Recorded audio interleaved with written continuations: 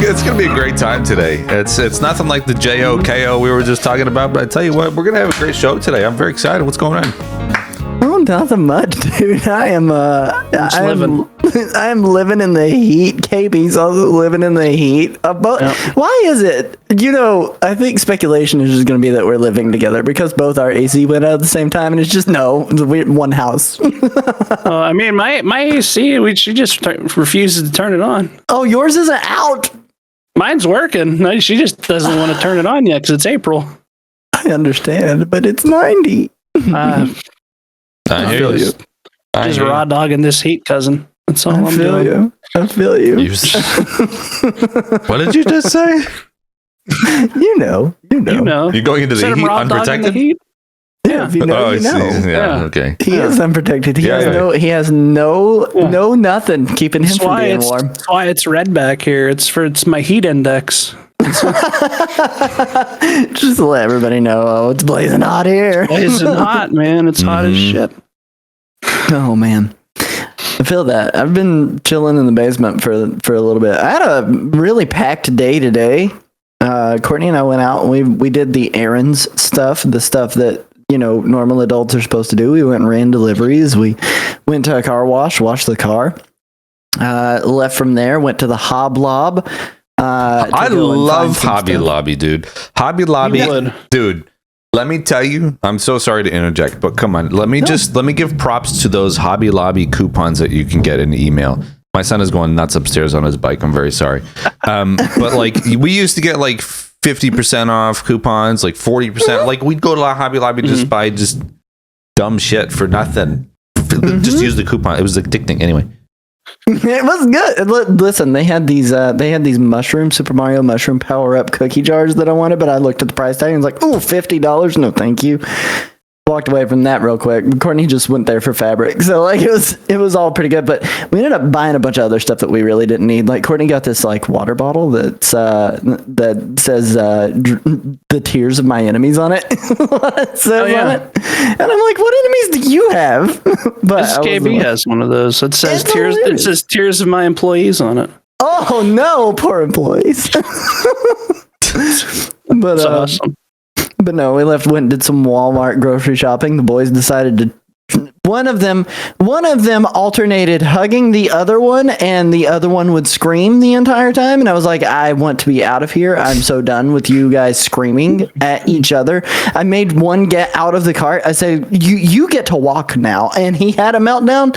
I'll leave it to you guys to decide which one it was. But anyway, like I was so ready to be done by the time we left that place. There were two people that walked by and like gave me the like, "What are you doing to your children?" look. And then the final person had a dog in his shopping cart, and he's like, "Well, it's not a service animal. I can bring it into Walmart anyway. Why don't you let your boys pet my dog? Maybe they'll start smiling." And I was like, "Okay, anything. Oh, no. I'll take any advice." So, dude, you know what really bothers me?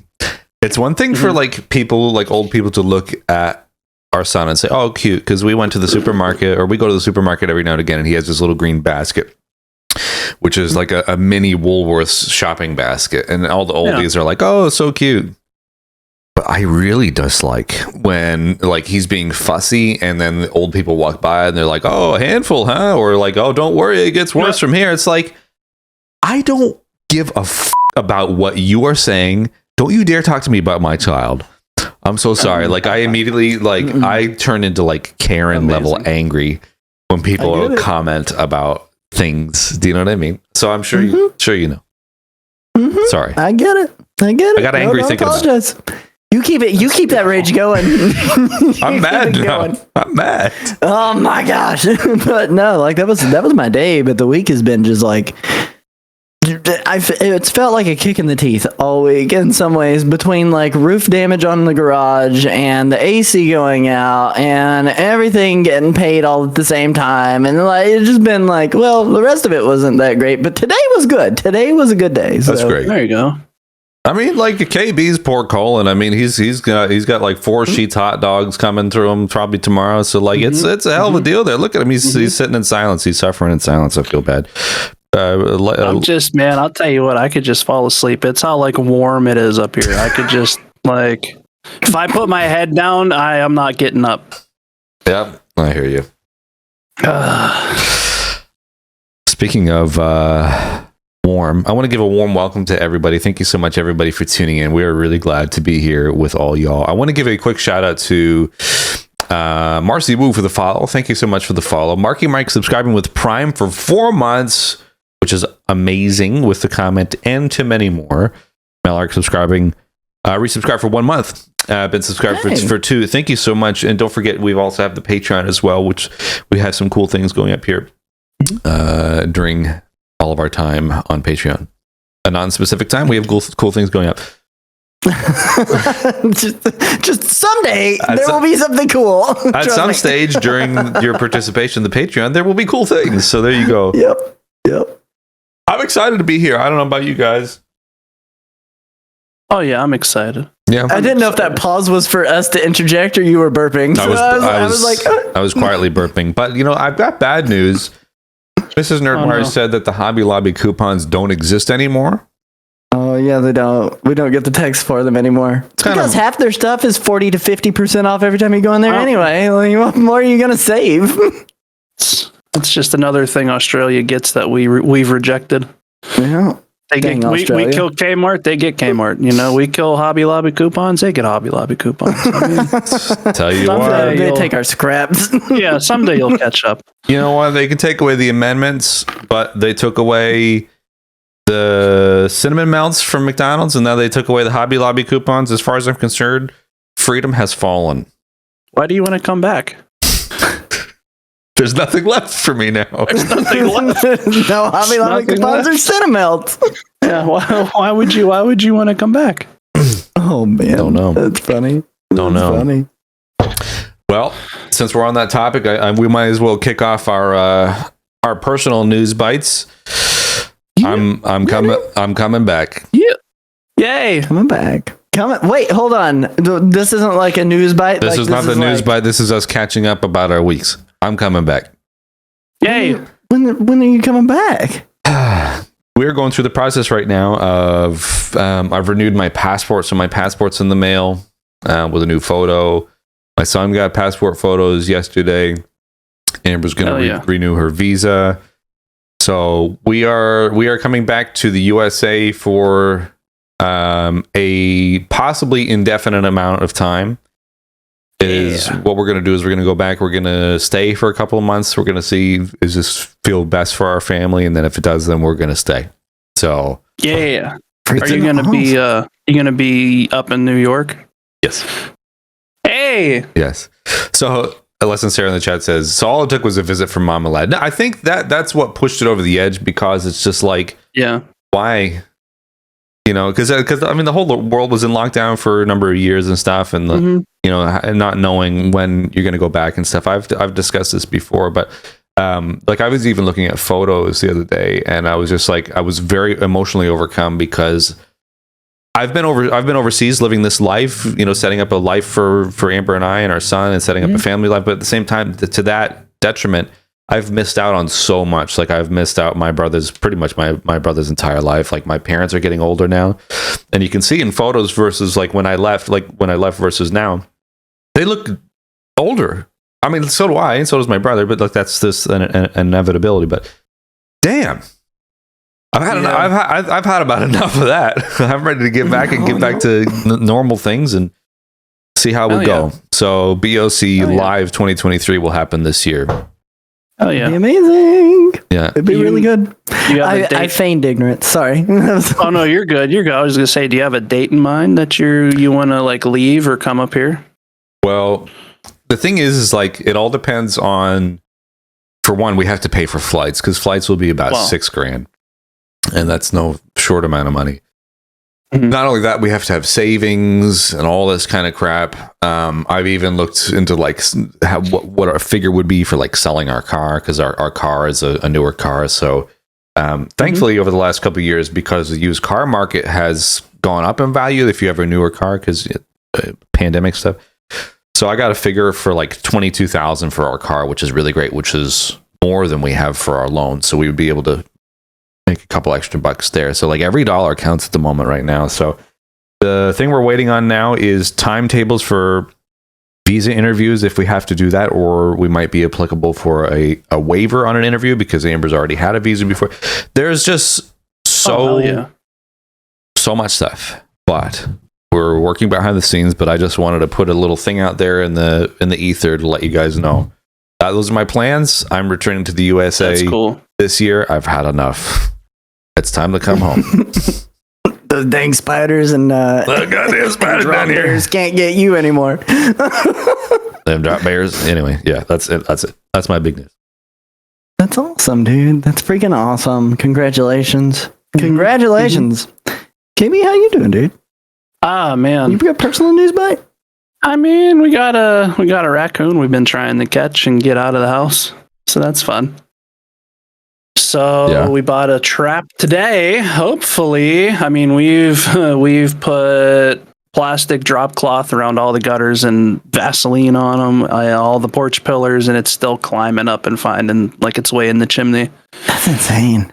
So today, old Tractor Supply furnished us with a critter trap. So we're gonna try and trap the damn thing. I mean, it sucks because like you can hear it. Like when I try to go to bed at like 1, you hear it like on the roof and shit, and it's waking the dogs up, and it sounds like a grown ass man's on the roof. Like it's like Santa. Nope, not Santa. It's a big ass raccoon. Yeah. It's, I mean, the one day I opened up the window and looked, and it was on the other side of the screen, eyeball to eyeball with me, and I'm like, yo. So I would have put my fist right through and knocked him out. No, I wanted to grab it, hug it, squeeze it, kiss it, and love it, and hug it and squeeze it and kiss it and love it. Oh no, it's a pet. It's a pet. I want it. I want it. I've been championing for the pet raccoon. I'm gonna catch it. I'm gonna name it Tanuki. Tanuki. I'm just gonna call Mario. Call him Tom Nook. Tom Nook. Yeah, Tom Nook. Yeah, where's my bells? You know. Oh man. So like that's holding him like Homer Simpson, grabbing Bart by the throat. Talking about, but yeah, that's what's been going on here. Is it's just like because I hear it because our chimney, it's blocked off by like whoever fixed up the house before us. He closed it all in, so like the chimney is legit an isolated wall where nothing can get out. Like something obviously gets in because there's probably not a cover on the chimney. So once we get the thing out, then it's either I climb up with a ladder and put a like chicken wire over it or something, or just fully entrap it forever. I thought that too. I'm like, I just entrap it, and then it's just dead raccoon carcass and the thing. But my concern is I hope it didn't have babies, or it's about to, because it's determined to come back here. So like my thought is like, there's no little ones in there because you want to die. You guys have like animal control there? We do, but is a public service that won't charge you? They'll charge us to put a trap out and do everything we're doing. Then they'll say, all right, $100 to take it to a state park when I could just catch it and drive it to the state park for $40 at Tractor Supply. Yeah. So like that's what on top of this like Pennsylvania has no clue what weather it wants to be, man. We had 40 degrees, we had 50 degrees, now we got 80 degrees, and I want to ride my bike, man. I want to ride my bike. And like today I didn't feel like doing it because I was just hot, tired. I'm like, it sucks. Like, I don't know. It's been fun living with the unwanted house guest, and like you can hear it scratching through like the bricks and shit. Trying to get through. Like it was creeping me out the one night because like I didn't know what it was a couple weeks ago. I'm like, the hell's that noise? And I'm like hearing something like clawing. I'm like, what is that? What is that noise? And like I just watched something spooky, so I was like extra freaked out. And then there it is. It's Tom Nook. Tom Nook's living in my house. I just he's there to collect his debt. So I mean, like outside of that, there hasn't really been any real news. I mean, just living with this thing. I've missed every single one of your streams this week. Every single That's one. All right. Every single time you go live, I'm asleep or I'm just waking up. And by the time I get to my desk, you've already gone off. The only stream that I think was like cool was the Dungeon Maker one today. Cause like I'm at a point in Paper Mario where it's just grind fest. And I'm like, kill me now. I'm bored with this. So I used my board game today.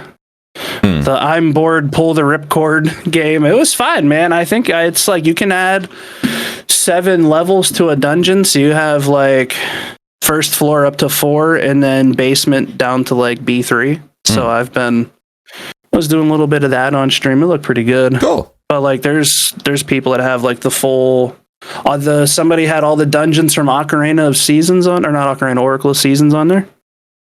So Wow. yeah, there's people doing all the Zelda. It's legit like Mario Maker with how people were doing World 1-1 or stuff like that. It's interesting to see. I remember the dev was saying how they were a little bummed out about the Indie Direct not they didn't get approved to be in the Indie Direct.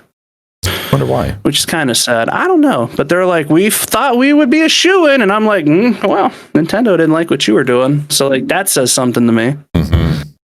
Well, it must be good then. Some sort of specific rules against what can get into the Indie Direct, and it's whether or not they're willing to provide a demo. A lot of times is something that hinges on that. If I remember that correctly from some indie developer I followed for a while there. Yeah, I think they have a specific theme or something they try to do, and there's it's a lot of really weird stuff that their indie showcase has to be, and it's whatever. It'd been cool to see, because that game launches officially on Switch May 3rd, and then it'll come out of early access on May 3rd as well for PC, so that'll be cool. But yeah, that's about all I got. That's good. It's good. It's simple living here, man. We out here in half woods, half city. It's good. That's good, good old Pennsylvania for you. Now, Nerdwire, you've already discussed what you've done this week. Any other highlights? Yeah. No, I mean I'm pretty sure that's it. You're asking me things that should be. Oh wait, Ms. Nerd got her boot off. I forgot to mention that. That's what I'm fishing for. No, sorry, my bad. It's everything resumed to normal. Everything else has been pretty rough, but that was phenomenal because I have my partner back. I have my amazing, beautiful partner in crime who is going to help me take care of our children and who's going to help me keep the house clean because it is not a one-person job by any means when you have 2 demon children who are just running around and they get out kinetic sand and spread it out all over the place for no reason. So that's beautiful. I am so stoked. I'm so happy for her. She's bootless. She's saying in the live chat right now. Crocs back. Crocs are back. Yep. That's exactly what she said. She goes, I finally get to wear 2 Crocs instead of just the one that she's been doing. I asked her though, I said, are you going to miss the bedazzling on that boot? And she goes, no. Burn it. Bedazzle your Crocs. Yeah. I'm excited though. It's good. It's so good. That's great. Speaking of bedazzling, I do have something else that I want to announce today that will be going up live this weekend. Please look forward to this Breakfast Champions website. Hey. So I think it's going to be bocpodcast.com. So this is really cool. This is Ambi and I worked on this months ago. So you'll be able to find all of your BOC content related stuff on the website here. So you have the new episodes weekly on Twitch, the scrolling banner here. Breakfast of Champions is all about 3 things: coffee, video games, and life. All these banners here are clickable, so join us if you like great banter, funny stories, and a relatable host. So meet the host, support us on Patreon. These are hot links. Our latest episode will be here. This is something that we can maintain on a weekly basis. Not to mention the audio version, so our RSS feed or Spotify will be linked in here. Now, this is the cool part. Hey. Meet your hosts. So you can hover over us. Boom. We're like little trading cards. So game of the year, Final Fantasy VII, obviously. Beverage of choice, black coffee. Favorite movie, Lost in Translation. What's for breakfast? Sausage and cheese muffin with our favorite emojis and all this stuff as well. So Super Mario World for KB, Baja Blast, Back to the Future, Italian hoagie, cold pizza, and salsa. Baby. Nerdwire's Super Mario Bros. 3, Energy Kool-Aid, which is the great value G Fuel, Star Wars The Empire Strikes Back, and Stack of French Toast. So lots of cool things as well. Advertising the Patreon, support us on Patreon, leave us a voicemail. So this is a clickable number on your phone. So you tap on that and it brings up your phone app. We've also have the feedback or questionnaire form. So if you wanted to send in anything to the site, to the show, you can send in. And also there is a press kit page, which we will be able to send off to developers and other people to try and get them on the show. But right now it goes to this really cool 404. We cannot place your order right now. This page is still cooking. It's cooking. Let it cook. Welcome back to Twitch, by the way, and the live chat here by Amber Lad. So. Amby, the reason why it does not look this way, because it's not scaled right. It's fine. It looks fine on the thing. It'll look better if I do this. If I do something like that, you know. But yeah. You just zoom in. Yeah. He's trying not to show off all of his bookmarks and substances and sites that he goes to. Anyway, so you get all that. So we'll be bocpodcast.com. I'm pretty sure I'll have our web designer say yes or no in the chat.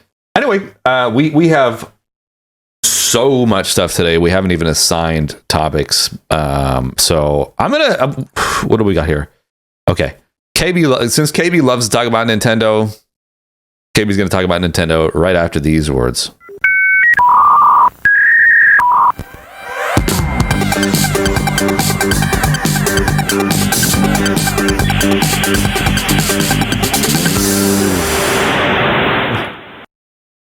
So, you guys remember old Mr. Bowser? Oh, no, we're not talking about the one who lives in the castle or the one that runs Nintendo. I'm talking about Gary Bowser, the hacker man, the guy who made all that cha-cha-cha-cha-cha-ching off of Nintendo ROMs. Mm-hmm. Well, he went to prison, and now he's been released, but he still owes Nintendo millions. Gary Bowser, a man sentenced in 2021 to 40 months in prison and a $14.5 million fine for his role in Nintendo hacking group Team Executor, has been released from jail, but it's possible the massive amount of money he now owes in restitution may impact the rest of his life. He has to pay, what is it, about 25-30% of all of his income. So no matter what job he is, no matter what job he has, he still has to pay it. They're gonna come in and take his sweet money. So my man's on the hook forever. He owes his life to Nintendo. I think it's amazing that Nintendo is doing this. They are making an absolute example out of this guy. And if you want to be a hacker and you want to go after Nintendo, you should probably think twice, because you're going to pay the iron price, my friend. Why does this sound like a hard-drive.net article at the very beginning? Gary Bowser. It's just starting off with another Bowser. As if that is a very common name. Like, holy crap, here's the thing, guys. I don't know exactly what he did, other than the wire fraud, conspiracy to circumvent technological measures, trafficking and circumvention devices, and conspiracy to commit money laundering. Mm-hmm. But is $10 million back to Nintendo fair? Does that sound fair to anybody? No, not at all. But like I said, pre-show, and like KB just said, Nintendo is making an example out of this guy and making sure that this guy, the rest of his life is ruined, or at least a percentage of it, rather. This guy's got no credit now, no nothing. He'll be working shit jobs for the rest of his life, surrendering most of his income over to Nintendo. And Nintendo is probably so happy about it. Now, imagine this Gary goes out, gets a lady pregnant, and then has to pay child support for 18 years. I mean, have you seen this guy? I don't know if anybody's going to be getting pregnant by him anytime soon. I mean, you never know, man. You never know. There's somebody out there for somebody. You know, I want to see Gary Bowser. I mean, looking a little bit further down in that article too. So far he's only paid off $175, right? So the way that he paid that off, so it's not even from a regular job. It was his job in a prison library. So like, how terrible is it that you're in prison and you're getting paid to work in the prison library and you're still getting your money docked from Nintendo? Yo, they be making like 10 cents an hour too. So that's like, they do. See, if Nintendo was smart, they'd hire him and just garnish like 50% of his wages.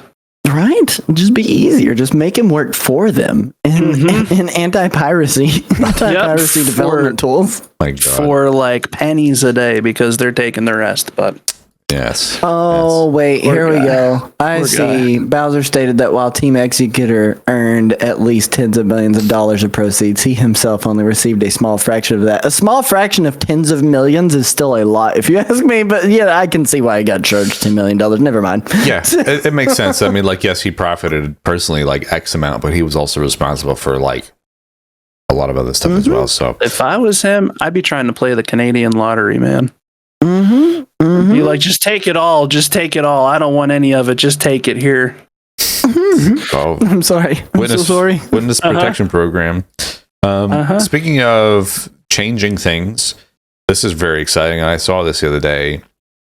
A fan reimagines Pokemon Red as a Square Enix HD 2D game. I saw this pop up on Facebook or something the other day, and I just thought it was absolutely gorgeous. So I love the HD 2D look of, like Octopath Traveler, the upcoming Dragon Quest, and I have a video coming out this week talking about do not dare even have Chrono Trigger touch all this, and I'll elaborate why. But Pokemon, on the other hand, like I love the look of the Pokemon Game Boy games. I've been playing a little bit of Pokemon Yellow, and they did this really weird like thing where they with the remake of Diamond and Pearl. I couldn't get into the aesthetic of it. Like I appreciate it, but this to me is what Pokemon should look like, rather than like the newer games and all that stuff. So I just think it's absolutely gorgeous. I mean, like this second clip here that I'm going to be playing here. Sorry, I think this is Pallet Town or something. I don't know, but this is just absolutely beautiful. So I think KB, like you said at the start of the show, they're using the same engine as what the Octopath games are being ran in. It's like Unreal Engine 5 or something. So this is just stunning, honestly. But will the Pokemon Company ever adopt this kind of style? I don't know. We'll see. I mean, maybe it'll go the route of the Earthbound. You know what I mean? Like the remakes, like the people are doing for that. Maybe this will be like a get it while it's hot before we get a cease and desist. I like I really like the artwork that they did here because it like leans really heavily into the Ken Sugimori original concept art and character art that he had done, that watercolor kind of vibe with it. Yeah. Yep. I love that they paid homage to that. There's a portion of it though, like when I look at this, like it loses. I almost forget that it's Pokemon until I see a Machop or a Machoke there, or like the actual like good close up of the main character. And so I don't know that they could go this direction. I think they could go something close to this similar though, and it'd be awesome. It would be freaking awesome. I mean, they could still have the trainer small because this. I mean, I don't know. It's all conceptual. And would I be happy if Nintendo or Pokemon Company came out with something like that? Yeah, for sure. But I think it could be tweaked or refined a little bit if they were going to elaborate on that. But I think that's beautiful. And I would love to see the Pokemon games trend in that direction rather than like the weird like looking 3D, like because Pokemon's never going to look high def like the way we expected it to have when we were kids. Well, I mean, maybe we'll get some sort of like big anniversary for the original, and I'm talking like red, blue, silver and gold, crystal. Like maybe we'll get something, another like remake or something for the big anniversary for those. That's possible. Well, 30 years ain't far away. No, 30 years is not far away at this point. It is crazy. Speaking of things that look better than they used to, there was a trailer that was released for a new game. It's a body cam first person shooter. It's called Unrecord. Or Unrecord, I'm not really sure. But this footage looks absolutely insane. And the thing is like this game, like this is a game. This is real-time graphics being played right then and there. This is not cutscene. This is not actual body cam footage. This is just body cam like. where you are running through these areas and actually partaking in actual shots. And like, I don't know how well, I kind of know a little bit about how the rest of you guys feel, but you know, when I think back to games earlier this week, I saw this tweet and it was like, you know, what was the first game that you thought graphics couldn't possibly get any better in? And the first game I thought about was Pikmin. Oh wow! But this, like, holy cow! Like Pikmin doesn't hold a candle, dude. What's the name of this game? Unrecord. They should just call it America Simulator. Oh my god! America's Educational System Simulator. Grocery store simulator. You play the role of a defunct police officer trying to get his badge back. Oh no! Yeah. In a world where everybody's armed. This was. I'm down for this though. It looks cool. Conceptually, this looks really neat. I think the thing is about games like this is it's done in a really convincing style. Like it's the first time that I've ever seen a game and thought, "Is this real?" Like of course, as a kid, like seeing the CG cutscenes or like, you know, watching Advent Children, something like that, I was like, damn, this looks great. But I still have that knowledge that, okay, this is a game or something pre-rendered or whatever. But like as Netta says in the chat, the motion is the thing that kind of like, yes, I don't know. Like it's weird that we've come this far that now the lines are really well and truly blurred between reality and game. Yep. Like I even paused this video, just like a random frame, and it doesn't matter. Like I'm looking at this and I'm like, this looks like a real photo. This does not look like rendered graphics of any sort. Like you pause it at any frame and it looks real. And the lighting in it is just superb. Like everything is crazy about it. And I don't know how it does get better than that at that point. Like, how do you push it to blending that line and making it actually as realistic as you can beyond this? This is crazy to me. I think the thing that makes it look real is the fact that it's like using a body cam, like a filter. So it looks body cam. Like we still haven't had games look really realistic yet. Yeah. But the reason why this looks so convincing is because it actually looks like a body cam footage. And the way that everything is done, like the lighting and like there's grain over the top of all of it, like it looks very convincing, very interesting. It does. You know, Mirror's Edge was another game that kind of got me. My God. That's why I bought my Xbox 360 originally, was because how real Mirror's Edge looked. And when I think about this versus that, I'm like, never mind, dude, I'm wrong. And Mirror's Edge looks like cartoons. Do you remember the pre-order bonus for Mirror's Edge at GameStop? It was it was the yellow messenger bag that you pick up in the game. You better bet that Nettist and I walked to high school with those for like a good 2 years, man. We were walking with our Mirror's Edge bags in high school. Man, there's nothing wrong with a good messenger bag, you know? Yeah. That's very cool. That is very cool. Yes. You know, looking at that video, the only thing that could make, you know, blur your lines is VR and full haptics, man. Haptic gloves, haptic vest. And you're doing that? I mean... Yep. 20 years we'll have it. 20 years we'll have it. Somebody will have a heart attack in VR because they thought they got shot. Right. So last little tidbit here we have for news is there's no easy way to segue into this. there is not. And I always like when we do a show and we cover news and then the following week whatever we covered seems to somehow become a news topic. It's like the universe just keeps feeding us stuff. Yes. So Shigeru Miyamoto reiterates more Nintendo movies are coming. And what was our big, thing last week? What Nintendo series would you like to see? Well, apparently we're going to see all of them.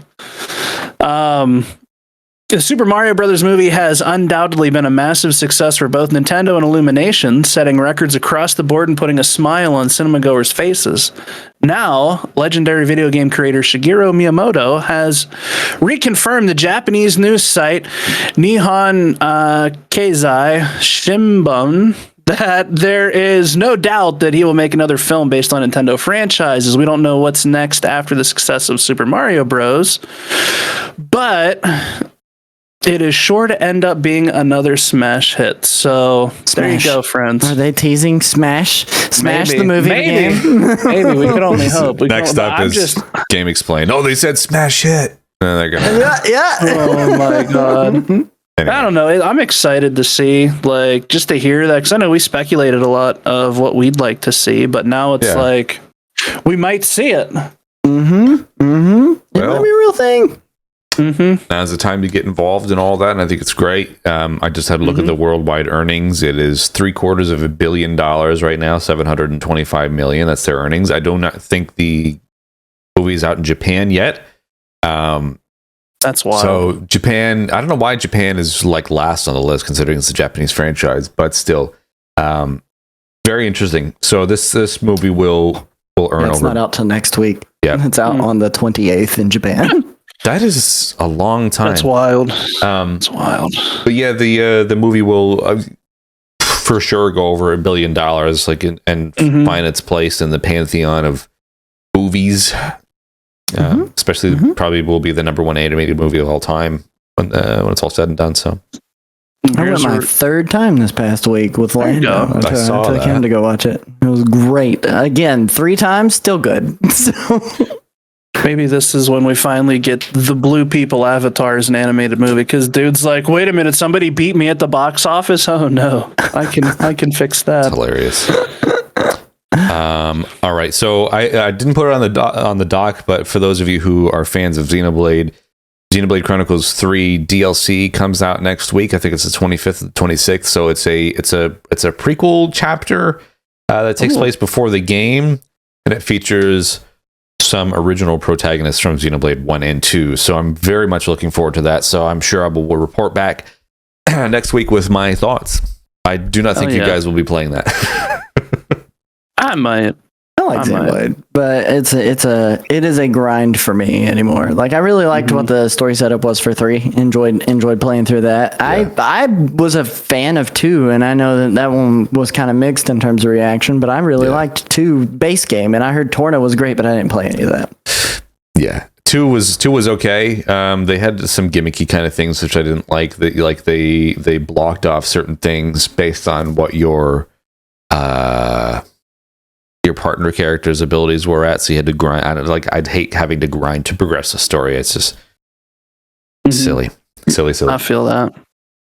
02K in the chat says cutting it close to Tears of the Kingdom. Well, guess what else is cutting it close to the Tears of the Kingdom? We'll find out right after these words from our sponsors.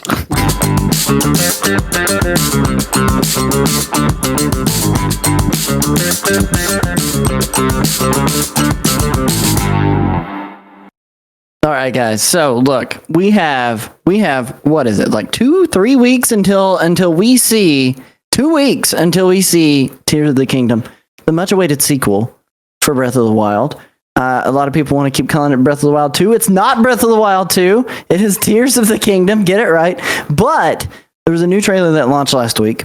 There is a lot of in-depth guides out there from people in places like Game Explain, GameRant.com. Everybody's got ideas about what they think is going to happen based on everyone's reviews of the trailer. Well, guess what we're doing? We're not going to review the trailer. We aren't. Instead, here's what we're doing today, because no one else here but me has watched that trailer.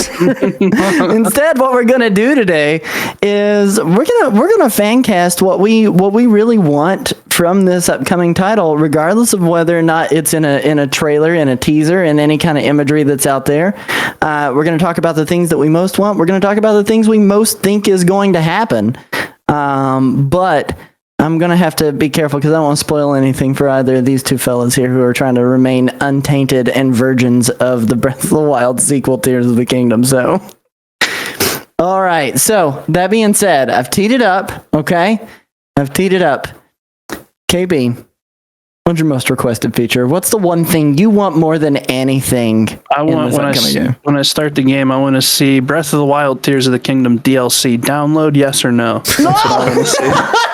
That's what I want to see. And say DLC right there, big and all red letters with the little swirly things they put in it. I want that. That's what I want. I don't know. I've heard rumors that certain aspects of Zelda are coming back to this. I kind of want to see a mixture of shrines and maybe conventional Zelda dungeons. That's what I'd want to see. I'd want to see a mixture of that. Maybe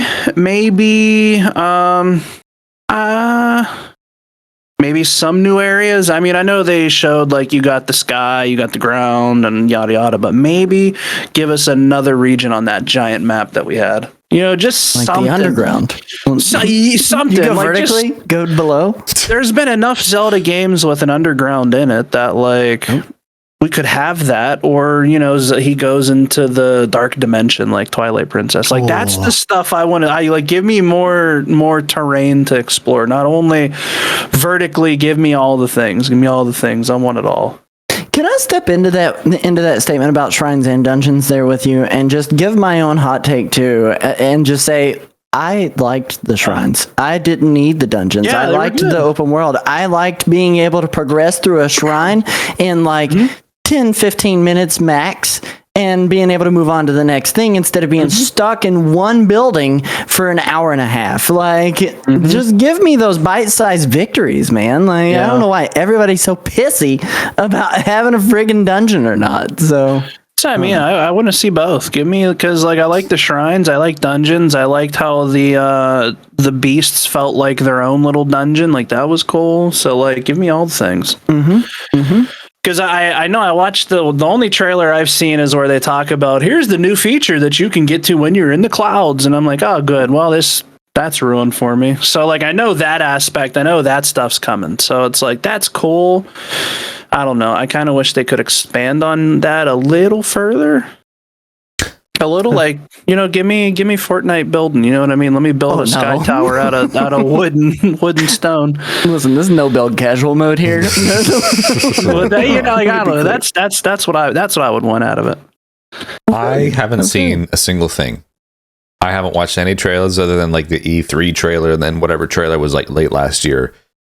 So I know nothing. I know that there was like some crafting stuff teased. I don't know about it. I haven't seen it. And it's not like me consciously like wanting to steer away. It's just like, I'll just wait. I'll just wait till the game's out. And at the same time, it's like, I'm a little bit too busy to, oh my God, game explain like 50 Easter eggs you missed in this 30. Like, come on, dude. Yeah. Come on.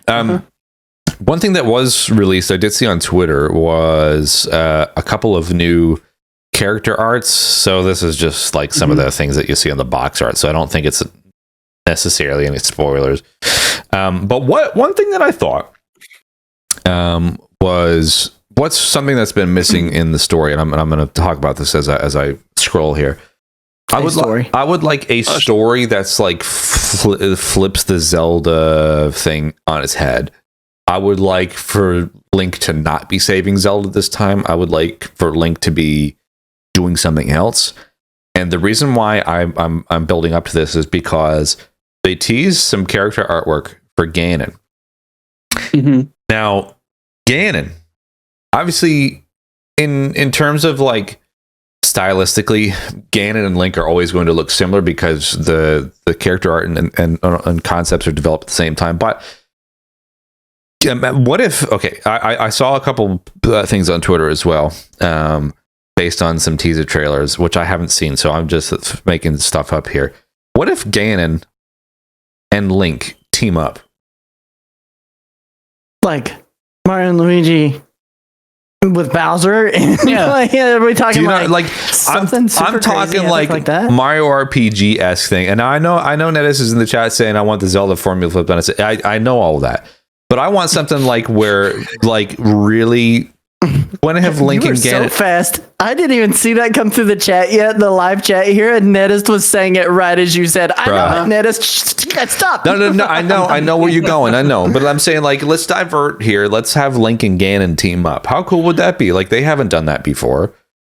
Based on the trailers, that make no sense. But what if they're trying to throw you off? Maybe. You know? That's a possibility. I don't know. It's a possibility. I just want something interesting. Game. They better make it interesting for $70 friggin'. Oh no! See, here's what I thought. But you bought all the collector's editions, dude. It's semantics. let me just talk some shit. But no, like I will tell you, like I am really like I am on the fence on whether or not I think that we get to play as Zelda in this game still yet.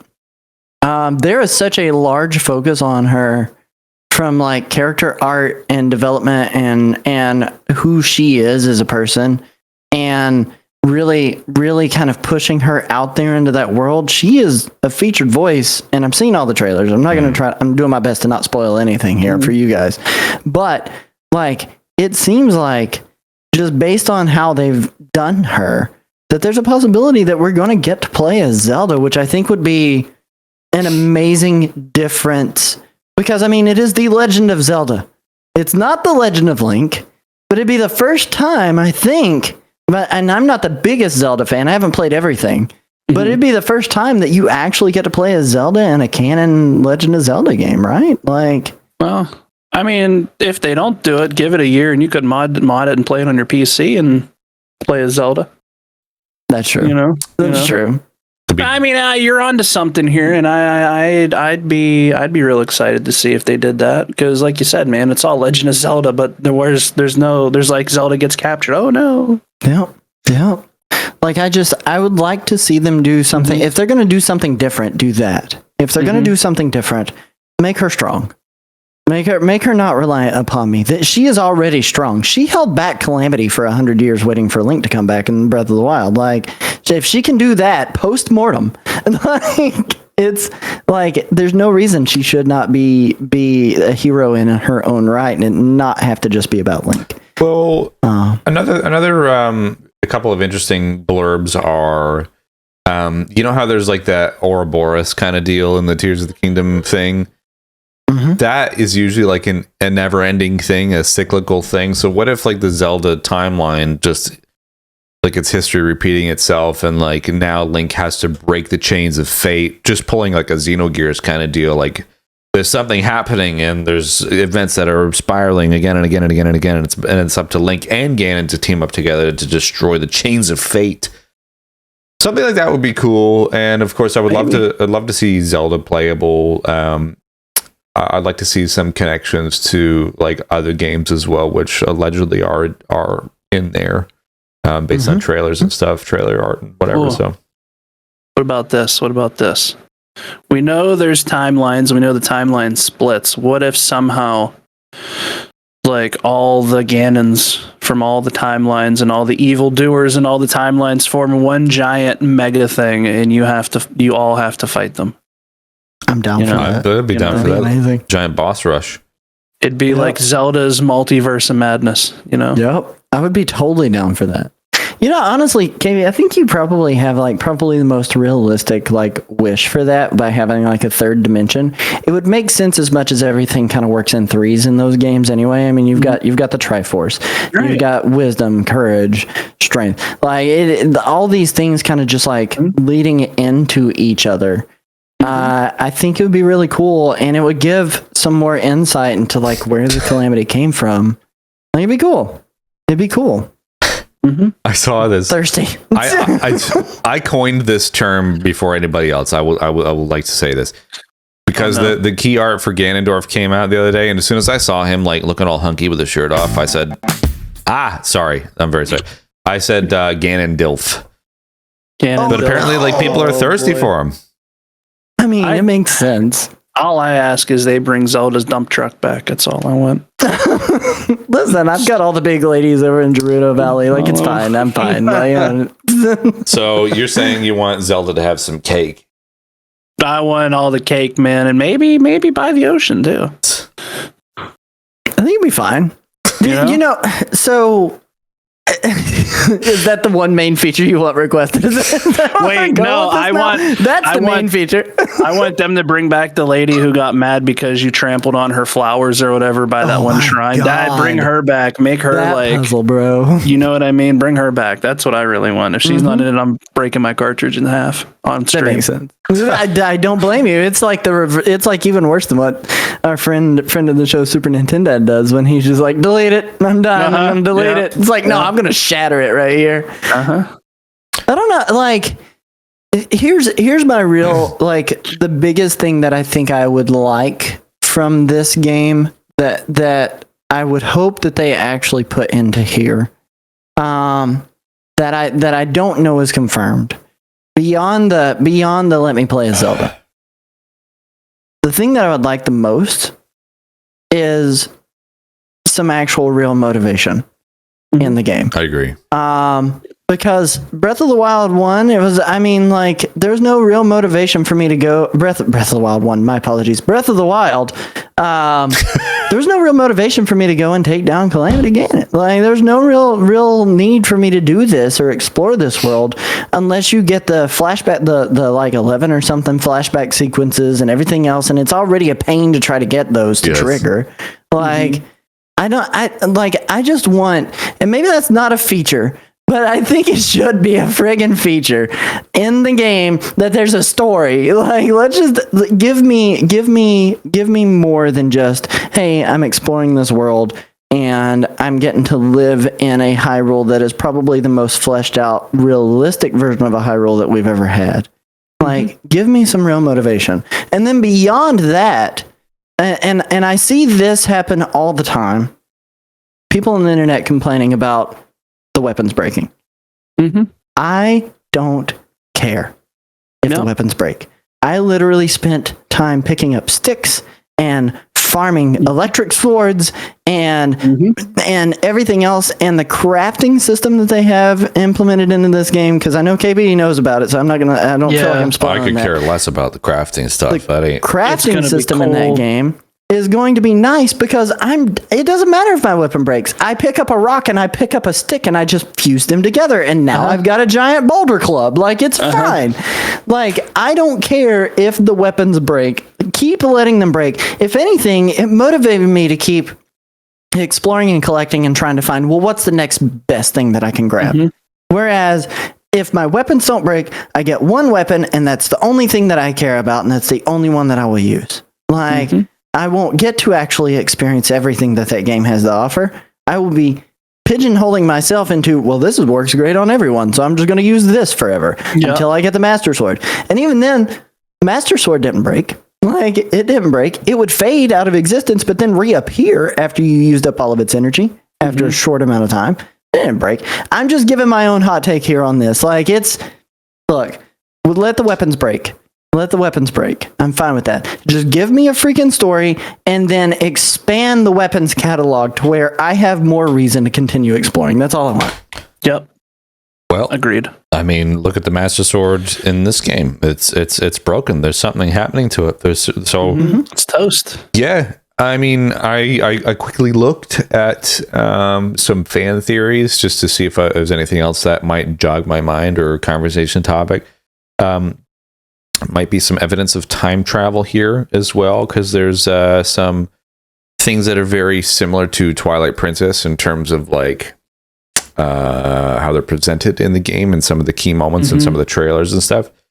I think there are going to be elements of each and every game, but I think my biggest wish is I'm at a point now where it's going to take me forever to get through like Breath of the Wild again if I was to play it, because I just don't. It's a time thing.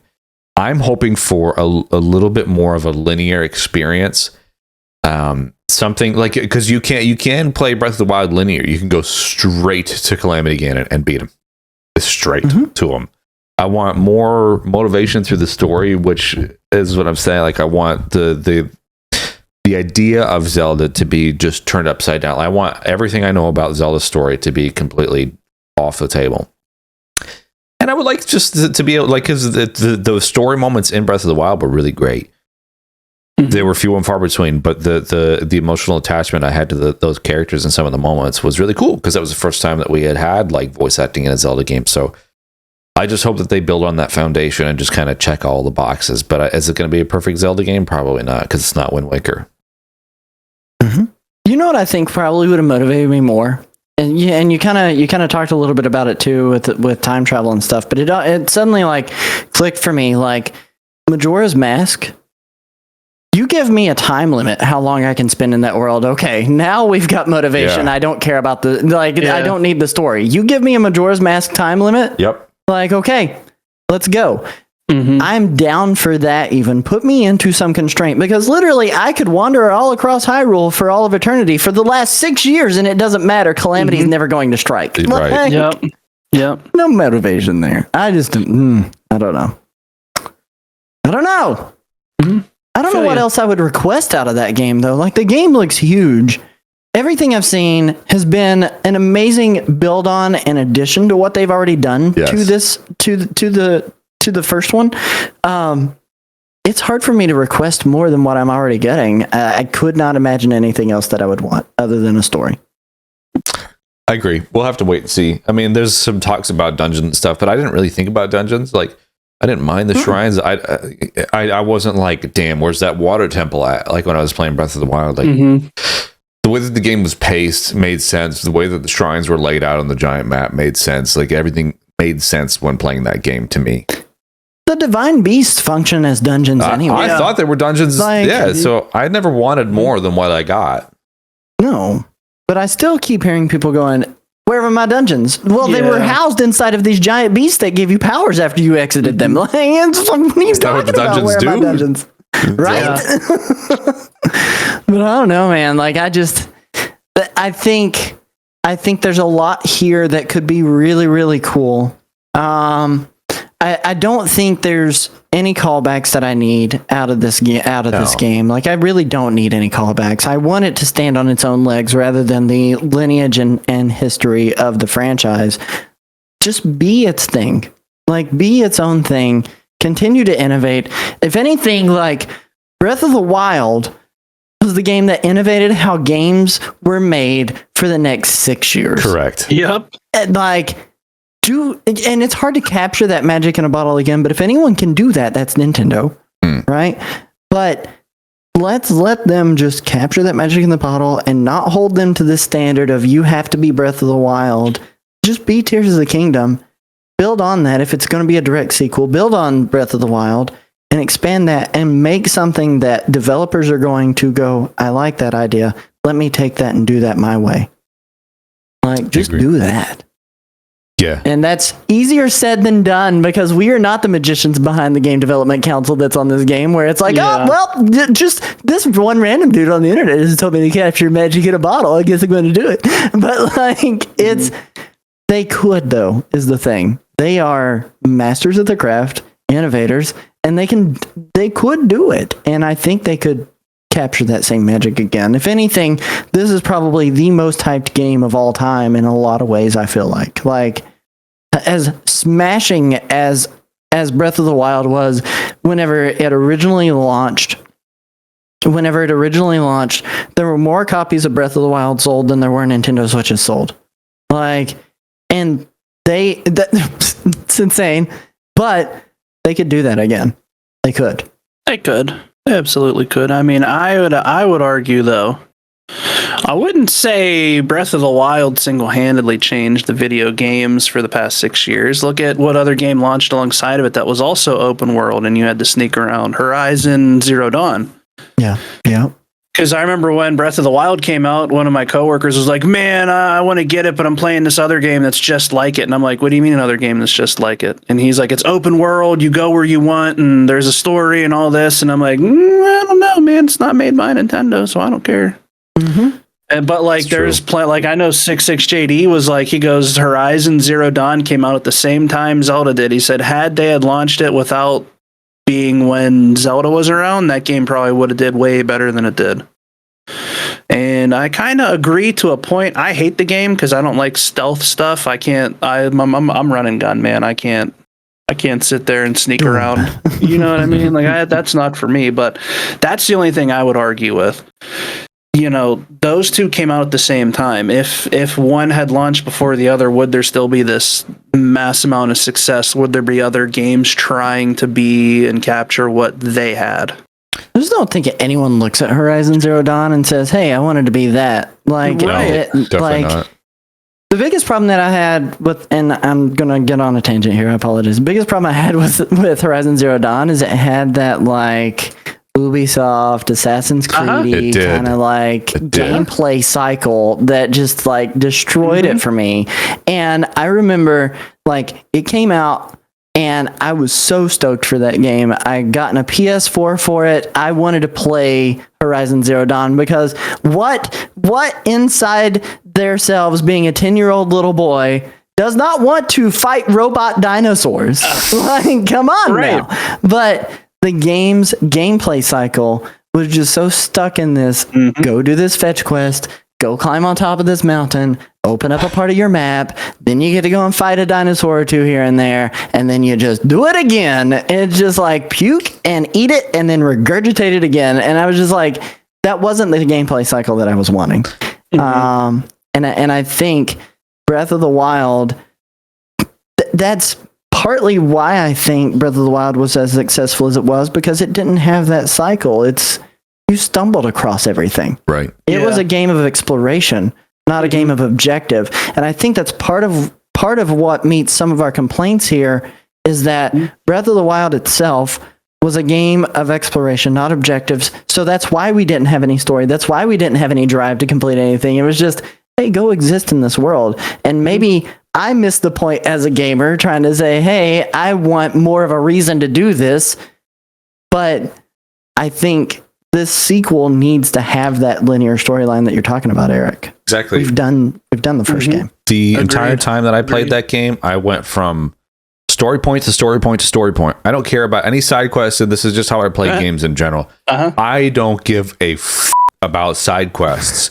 I will go do the thing, get the credits. And I'm not trying to beat the game as fast as I can. It's just that I want to envelop myself in that story, and I don't want any gaps between story point to story point. The one thing that I will say that I didn't like necessarily was going from one giant thing here.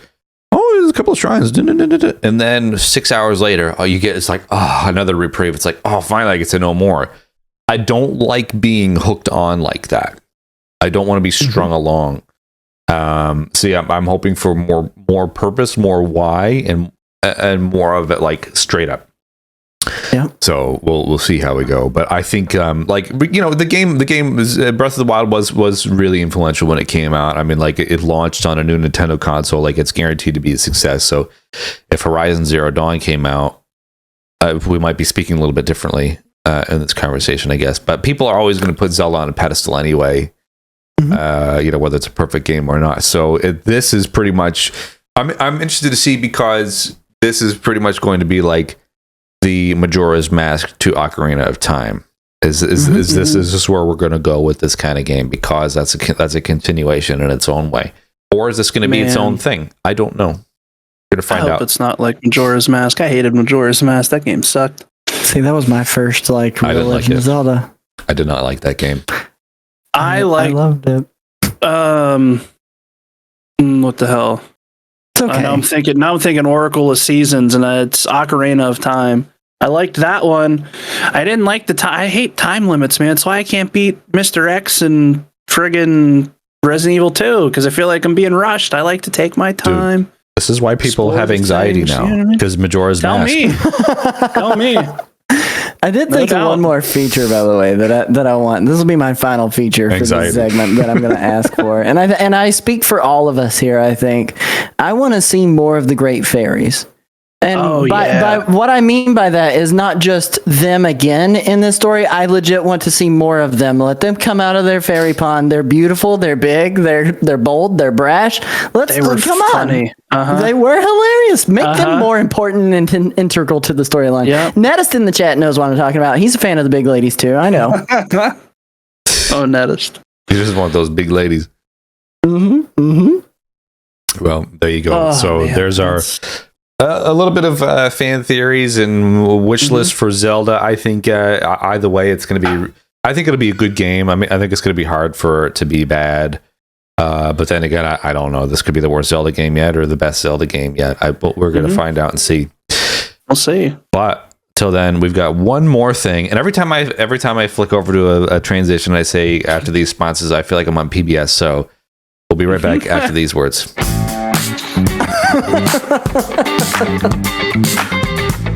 Oh man.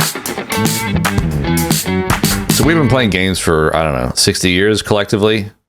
I mean, 60 years. KB is probably like 18. Nerdwire, you don't look a day over 22. Yeah, man. I think I'm the oldest person here. You are. I feel like I look the oldest though. That's fair. Well, you sound the oldest. Somebody's got to look the oldest and sound the oldest. Oh my god. So we've been playing games for ages, and there's one thing that I feel like it's not necessarily as popular now as it was when we were growing up, and that's video game accessories. So I thought it'd be fun to pose a question to you guys today. What's your favorite video game accessory that you've had or owned, or just in general you think's really cool or clever or dumb? I'll be right back. He's gonna get it. You go first, KB. All right, I got two. First one is this guy. Come on. The micro SD card? Expandable memory, my dude. That's the thing number one, because we live in an age now where games aren't getting smaller, unfortunately. If they do, they're like by 10 gigs. Yes. I know everything I own except for my 3DSs and 2DSs are all expanded out to a terabyte. So I have space for days. Second thing is going to be grips. Oh. So like this guy here I have on my 2DS, and look how nice. Yo. But like really cool.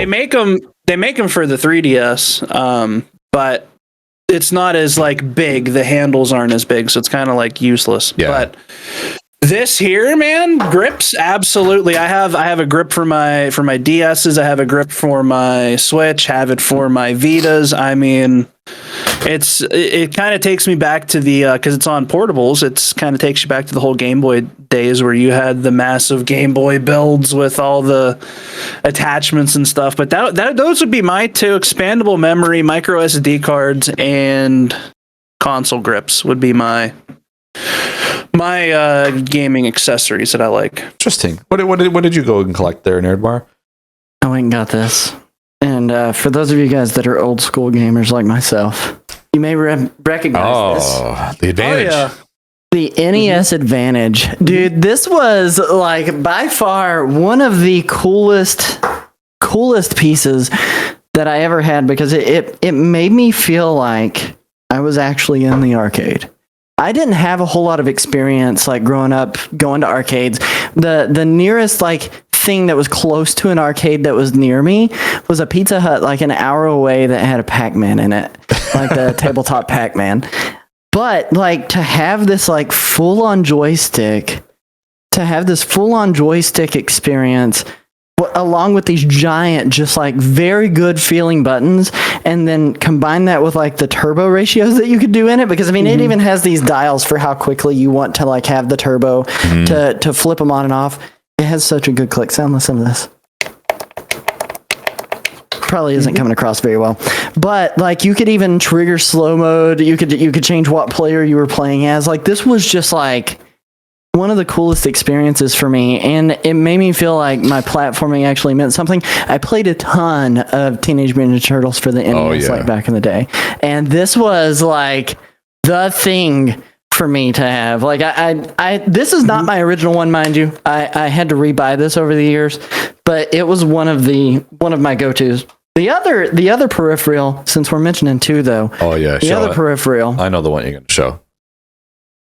This bad boy. Oh yeah. Yeah. This bad boy, the Game Boy camera.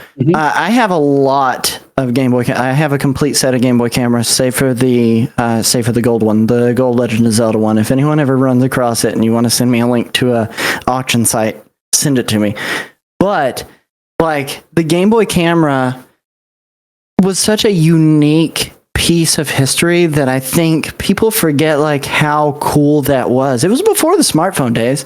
It was before the point and shoot really like solid days, but it was so cool. And it had the mini games on it. And I love the mini games because they were very reminiscent of the Game & Watch. You could do all these filters, but like there's so many like memories that can just get captured there. Like on those Game Boy cameras, I have taken pictures of both of my children right after they were born with mom.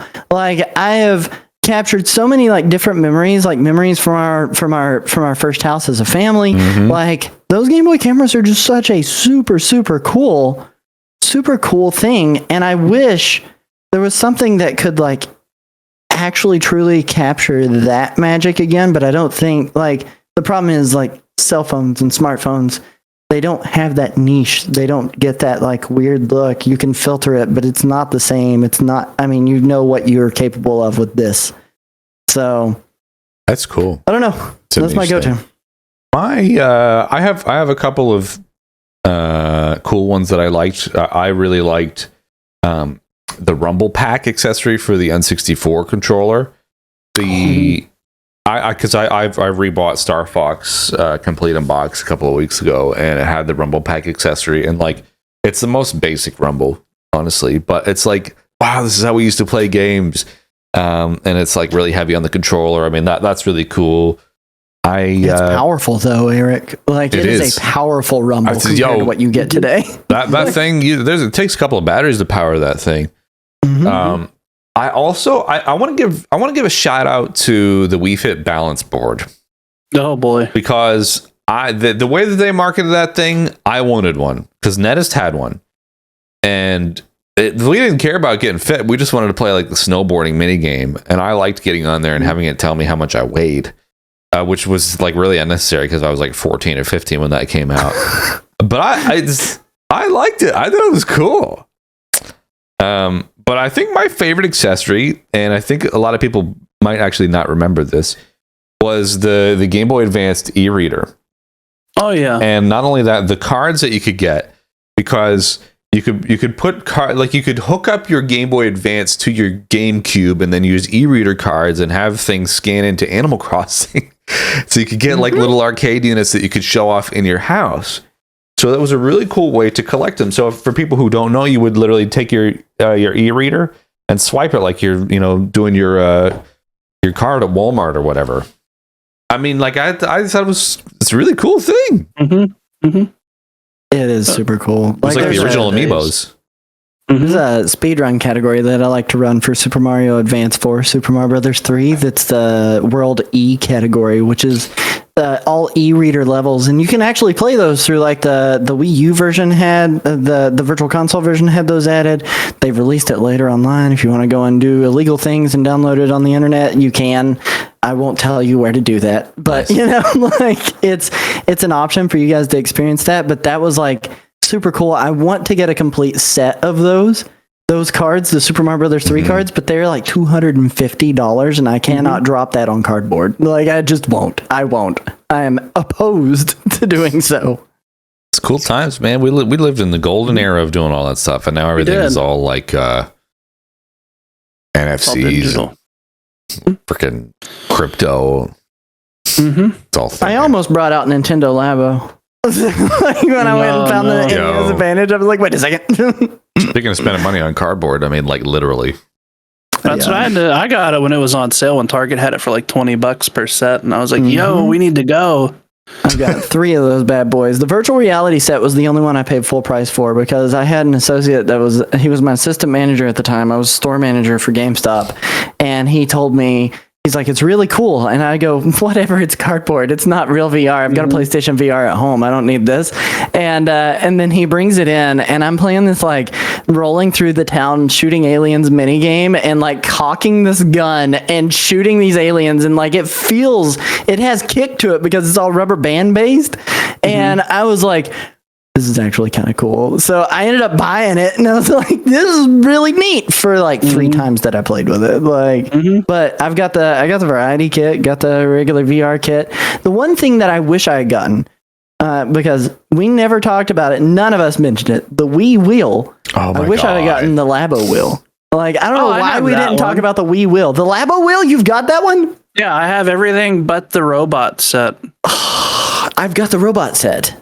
So you can come try the robot set, and I'll come up there and try the Wii wheel. Yeah, not the Wii wheel, my bad. The Labo wheel. I have the wheel and the bike one and all that stuff. I haven't put together the robot yet. I've left it in box. One looked cool. It's so big. It's so big, and I don't know where I would store it, so it stayed folded up. I think I did the camera. I made the camera. I'm like, babe, look, I could build a camera. That was the expansion set for the VR stuff too, wasn't it? The camera one.